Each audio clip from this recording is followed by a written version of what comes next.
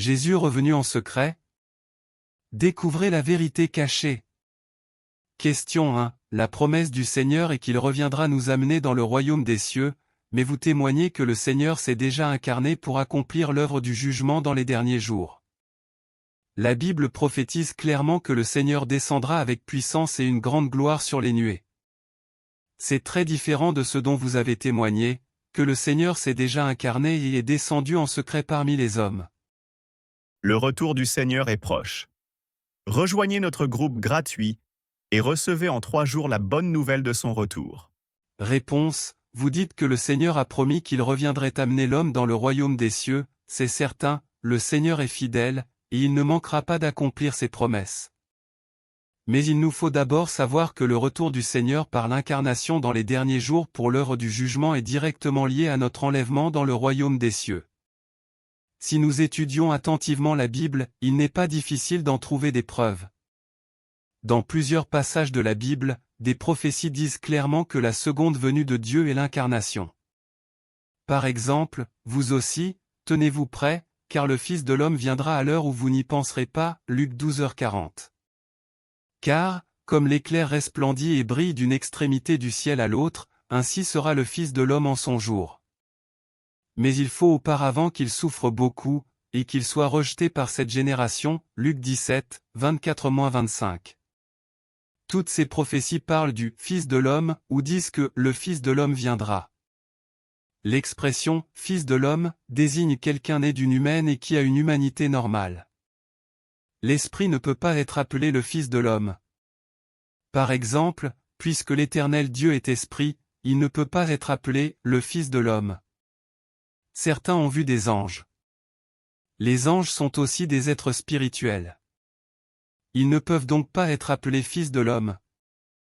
Tous ceux qui ont l'apparence de l'homme mais qui ont un corps spirituel ne peuvent pas être appelés fils de l'homme. Le Seigneur Jésus incarné était appelé le Fils de l'homme et le Christ, parce qu'il était la chair incarnée de l'Esprit de Dieu et qu'il est donc devenu un homme ordinaire, vivant parmi les autres hommes. Ainsi, quand le Seigneur Jésus a dit « le Fils de l'homme » et « le Fils de l'homme viendra », il parlait de la venue de Dieu par l'incarnation dans les derniers jours. Et quand il a dit « il faut auparavant qu'il souffre beaucoup, et qu'il soit rejeté par cette génération », cela montre encore plus explicitement que, lorsque le Seigneur reviendra, il le fera en devenant chair. S'il venait sous la forme d'un esprit plutôt que dans la chair, il est certain qu'il ne pourrait pas connaître de la souffrance et être rejeté par cette génération. C'est incontestable. Le retour du Seigneur Jésus est donc sans aucun doute sous la forme de l'incarnation et il vient pour faire l'œuvre du jugement dans les derniers jours. Le retour du Seigneur est proche. Rejoignez notre groupe gratuit et recevez en 3 jours la bonne nouvelle de son retour. Beaucoup de gens demandent, le Seigneur n'a-t-il pas promis qu'il reviendrait pour nous amener dans le royaume des cieux? À sa venue, pourquoi doit-il encore faire l'œuvre du jugement, en commençant par la maison de Dieu? En fait, le Seigneur accomplit l'œuvre du jugement pour rendre complets les vainqueurs, c'est-à-dire, pour enlever les saints. Nous pouvons trouver beaucoup de passages dans la Bible qui montrent pourquoi, à sa venue dans les derniers jours, le Seigneur doit faire l'œuvre du jugement. Cette prophétie, selon laquelle Dieu revient dans les derniers jours pour accomplir l'œuvre du jugement, est mentionnée abondamment dans la Bible, dans au moins 200 passages, et il y a beaucoup d'écritures qui prophétisent que Dieu fera l'œuvre du jugement dans la chair. Par exemple, il sera le juge des nations, l'arbitre d'un grand nombre de peuples, Ésaïe 2h4. Devant l'Éternel. Car il vient pour juger la terre, il jugera le monde avec justice, et les peuples avec équité, Psaume 98, 9. Il disait d'une voix forte, « Craignez Dieu, et donnez-lui gloire, car l'heure de son jugement est venue, Apocalypse 14h7. Parce qu'il a fixé un jour où il jugera le monde selon la justice, par l'homme qu'il a désigné. Acte 17h31. Et il lui a donné le pouvoir de juger, parce qu'il est fils de l'homme, Jean 5h27. Le Père ne juge personne, mais il a remis tout jugement au Fils, Jean 5h22. Celui qui me rejette et qui ne reçoit pas mes paroles à son juge, la parole que j'ai annoncée, c'est elle qui le jugera au dernier jour, Jean 12h48. Car c'est le moment où le jugement va commencer par la maison de Dieu, 1 Pierre 4h17. Et il y en a beaucoup d'autres. Ces Écritures nous montrent clairement que l'incarnation de Dieu viendra assurément dans les derniers jours pour accomplir l'œuvre du jugement. Le retour du Seigneur est proche. Rejoignez notre groupe gratuit et recevez en 3 jours la bonne nouvelle de son retour. L'incarnation de Dieu dans les derniers jours œuvre par l'expression de sa parole pour juger, purifier et sauver l'humanité. Tous ceux qui entendent la voix du Seigneur Jésus revenu, qui le cherchent et l'acceptent sont les vierges sages qui iront avec lui au festin des noces. Cela accomplit la prophétie du Seigneur Jésus, au milieu de la nuit, on cria, « Voici l'époux, allez à sa rencontre. » Matthieu 25, 6. Les vierges sages entendent la voix du Seigneur et viennent l'accueillir. L'instant d'après, elles sont enlevées par le Seigneur devant le trône pour se trouver face à face avec lui. Elles acceptent le jugement, la purification et la perfection de Dieu dans les derniers jours, et par le jugement des paroles de Dieu, leur tempérament corrompu est finalement purifié et elles sont amenées à la perfection jusqu'à devenir vainqueurs. Si nous voulons atteindre ce que le Seigneur a promis, nous devons d'abord aller au Christ des derniers jours, Dieu Tout-Puissant, accepter et connaître le jugement et le châtiment de Dieu dans les derniers jours, afin d'être purifiés et amenés à la perfection par Dieu. Sans cela, nous ne sommes pas dignes d'être enlevés dans le royaume des cieux. Lisons des passages de la parole de Dieu Tout-Puissant. Dieu Tout-Puissant dit, « Tu sais seulement que Jésus descendra dans les derniers jours, mais comment exactement descendra-t-il ? Un pécheur comme toi, toi qui viens d'être racheté, qui n'a pas été transformé ou perfectionné par Dieu, peux-tu être selon le cœur de Dieu ? Quant à toi, toi qui es encore ton vieil homme, il est vrai que tu as été sauvé par Jésus et que tu n'es pas compté comme un pécheur grâce au salut de Dieu, mais cela ne prouve pas que tu n'es pas un pécheur et n'es pas impur. Comment peux-tu être saint si tu n'as pas été transformé ? À l'intérieur, tu es assailli par l'impureté, tu es égoïste et méchant, mais tu souhaites toujours descendre avec Jésus. Te croirais-tu si chanceux ? Tu as raté une étape dans ta foi en Dieu, tu as simplement été racheté, mais n'as pas été transformé. Pour que tu sois selon le cœur de Dieu, Dieu doit personnellement te transformer et te purifier. Si tu es seulement racheté, tu seras incapable d'atteindre la sainteté. De cette façon, tu ne seras pas qualifié pour partager les bénédictions de Dieu, car tu as raté une étape de l'œuvre de la gestion de l'homme par Dieu, qui est l'étape clé de la transformation et du perfectionnement. Toi, un pécheur qui vient d'être racheté, tu es donc incapable de recevoir directement l'héritage de Dieu. Christ des derniers jours apporte la vie et apporte le chemin durable et éternel de la vérité. Cette vérité est le chemin par lequel l'homme obtient la vie et elle est le seul chemin par lequel l'homme connaîtra Dieu et sera approuvé par Dieu. Si tu ne cherches pas le chemin de la vie offert par Christ des derniers jours, alors tu n'obtiendras jamais l'approbation de Jésus et ne seras jamais qualifié pour franchir les portes du royaume des cieux, car tu es à la fois une marionnette et un prisonnier de l'histoire. Ceux qui souhaitent obtenir la vie sans compter sur la vérité prêchée par Christ sont les gens les plus ridicules de la terre, et ceux qui n'acceptent pas le chemin de vie apporté par Christ sont perdus dans l'imaginaire. Et donc, je dis que ceux qui n'acceptent pas Christ des derniers jours seront à jamais abhorrés par Dieu. Christ est la porte d'entrée de l'homme dans le royaume au cours des derniers jours, et il n'y a personne qui puisse le contourner. Nul ne peut être rendu parfait par Dieu si ce n'est par Christ. Les paroles de Dieu Tout-Puissant montrent la voie vers le royaume des cieux. Le Christ des derniers jours est la porte permettant d'entrer dans le royaume des cieux.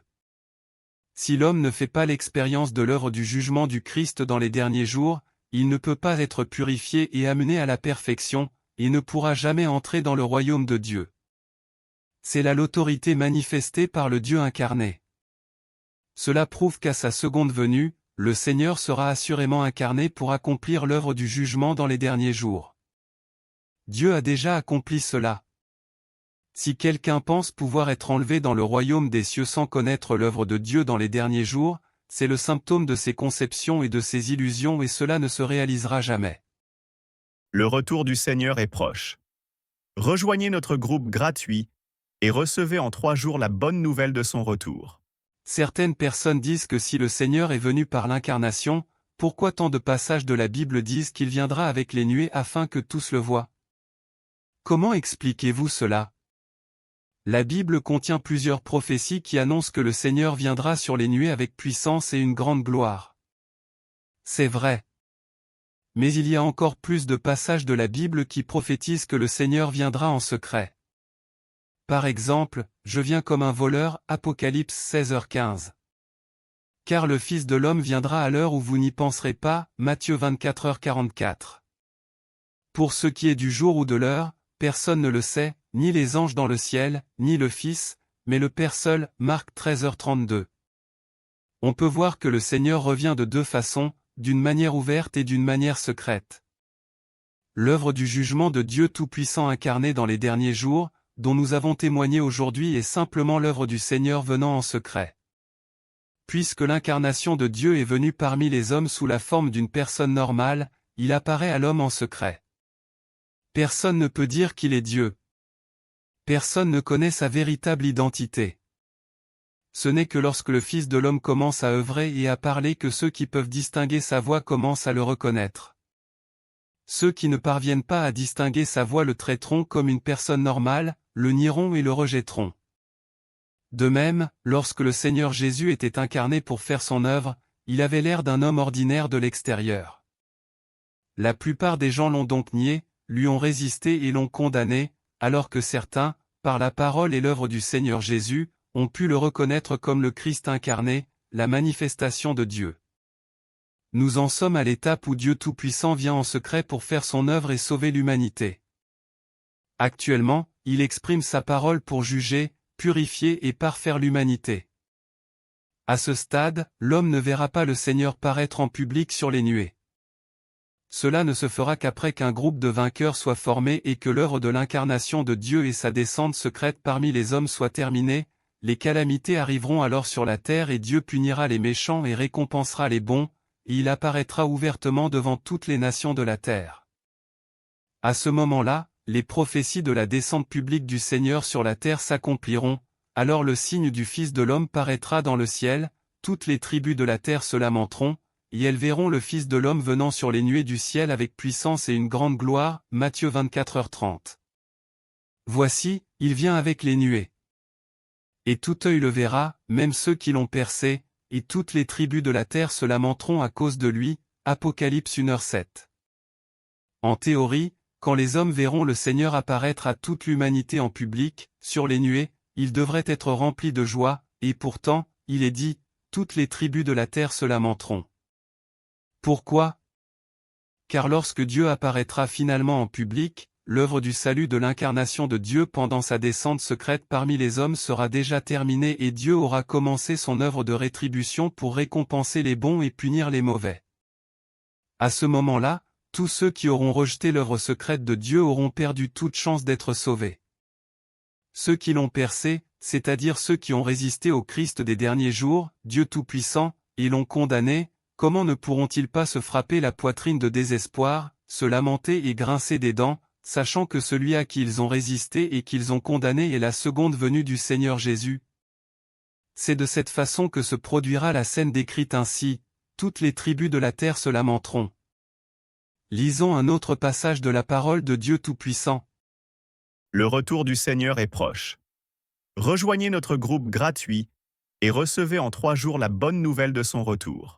Dieu Tout-Puissant dit, beaucoup de gens ne se soucient peut-être pas de ce que je dis, mais je veux toujours dire à chaque soi-disant saint qui suit Jésus que, quand vous verrez Jésus descendre du ciel sur une nuée blanche de vos propres yeux, ce sera l'apparition publique du soleil de justice.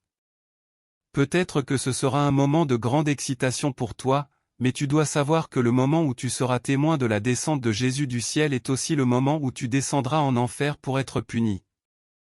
Ce sera le temps de la fin du plan de gestion de Dieu et ce sera quand Dieu récompensera le bien et punira les méchants.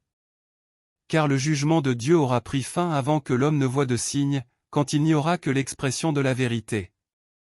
Ceux qui acceptent la vérité et ne cherchent pas des signes, et donc ont été purifiés, iront devant le trône de Dieu et seront étreints par le Créateur.